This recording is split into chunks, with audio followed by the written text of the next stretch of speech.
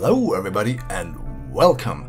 Today we are departing a bit from the usual fare of exploding rockets piloted by weird little green men, also known as Kerbals. I was very close putting down a pre-order deposit for a Model 3 when it was announced. However, the more information that surfaced about the car, the more I became convinced it is not the right vehicle for me. And there are three main reasons why. Please keep in mind that these are my personal opinions and your requirements for a car or any electric vehicle may differ. First up, cargo space.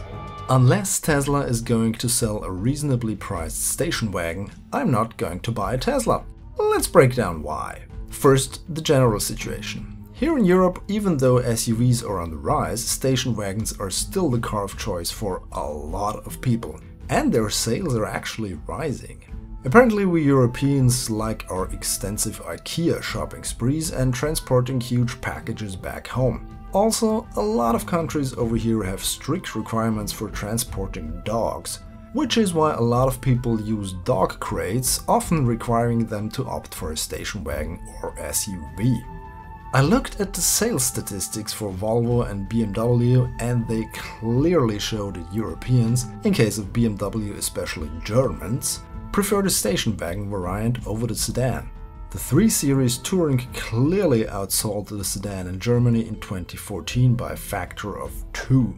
And when you compare Volvo's sales of the V60 and V70 series wagons between regions, about a third of the cars the Swedish manufacturer sells in Europe are those two models, while they only account for about 15% of Volvo's sales in the US.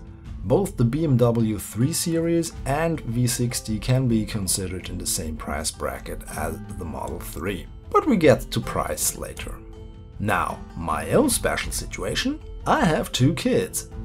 This is what going on a week-long winter vacation looks like. Also, my wife and I go diving, which requires a car being able to transport all our gear. And aside from all that, the huge opening is just practical. So yeah, in short, the Model 3's trunk as it is won't cut it for me. My second issue is the real price tag, and especially in Europe. Okay, part of this is a jab you could aim at a lot of manufacturers. If you opt for the base model, in most cases you get what we call over here a naked monkey. The same appears to be true for Tesla's Model 3. The Verge has posted an article detailing the options list. If you want the larger battery and a range of more than 300 miles, you have to add $9,000.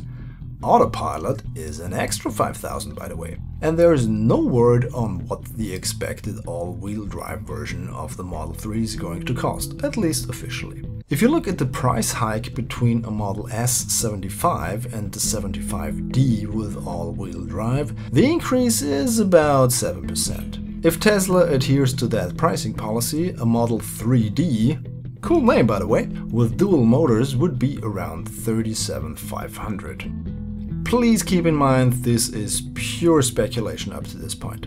Another thing Europeans have to keep in mind is the conversion of the prices from dollars to euro. And this is really a sore topic and infuriating to be honest, because it does not concern only Tesla. First of all, we have huge value-added tax rates over here, which leads to the situation where a basic Model S 75 costs $69,500 in the US, but 80,000 euros, at least here in Austria. Yes, that is 20% VAT you see here. Even without that, the base price is 69,000 euros.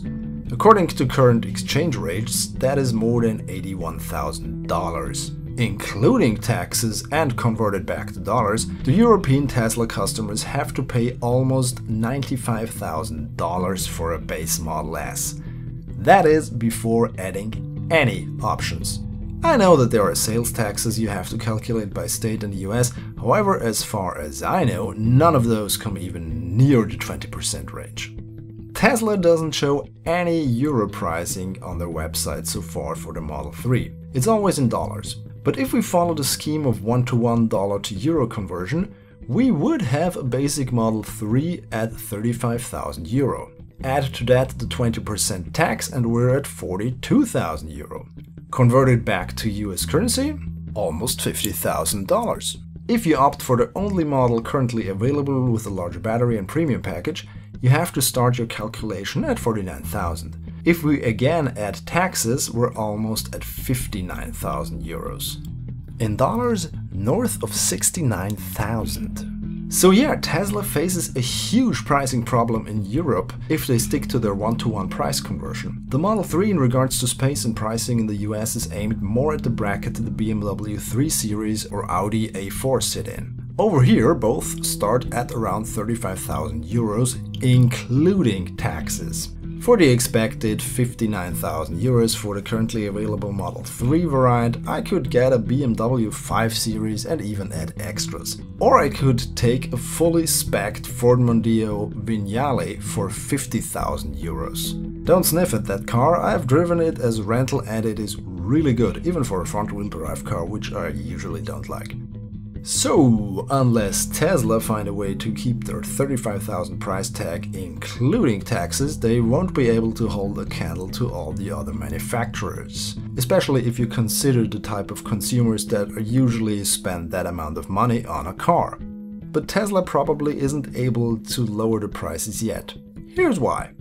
It's all down to economies of scale and logistics. BMW produces the 3 Series all over the world. This keeps the global cost of importing them to their markets low in the long run. Tesla, on the other hand, have to ship everything from the US abroad. This creates a huge overhead in regards to transportation, customs paperwork, etc.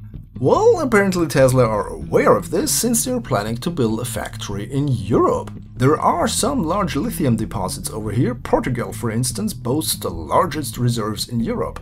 Being able to mine their resources and build their products right next to their customers would enable Tesla to lower production over time. However, the factory hasn't been built yet.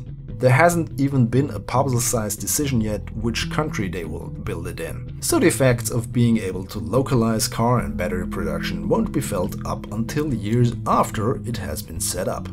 So my European friends, be ready to plunder that piggy bank if you want a Model 3, because it is going to be a lot more expensive for us than for any American. And here's my final issue, the central instrument cluster and touchscreen. Yes, this is all down to personal preference. While I am a big fan of the idea of autonomous driving for boring long-distance motorway cruises, I like to be involved in the control of the car. I have tried a few cars with central information clusters, the original Renault Twingo, Toyota Yaris and Mini come to mind, and I really don't like that way of displaying vital information for the driver. I also am a strong advocate for haptic feedback for controls in a car. Touchscreens take your attention away from the road because you have to look at them in order to manipulate anything. Imagine having to use a touchscreen for engaging the turn signal. The best interface to control a car is one where the driver can keep his or her eyes on the road. On the other hand, Tesla aims for a future where cars are fully autonomous, and a lot of other manufacturers are heading in that direction as well.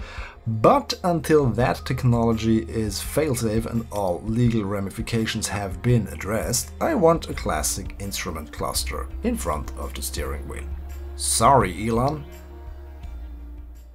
Please don't get me wrong, I'm not hating on the Model 3. I do believe it is an extremely important car, maybe the most important one for decades. It represents a new mass market shift towards electric vehicles, which, by the way, has already been initiated by the Renault Zoe, Nissan Leaf and BMW i3. Tesla, however, has all the media buzz behind it and obviously intends to use it to increase the proliferation of electric vehicles. This will in turn force other manufacturers to produce new EVs of their own.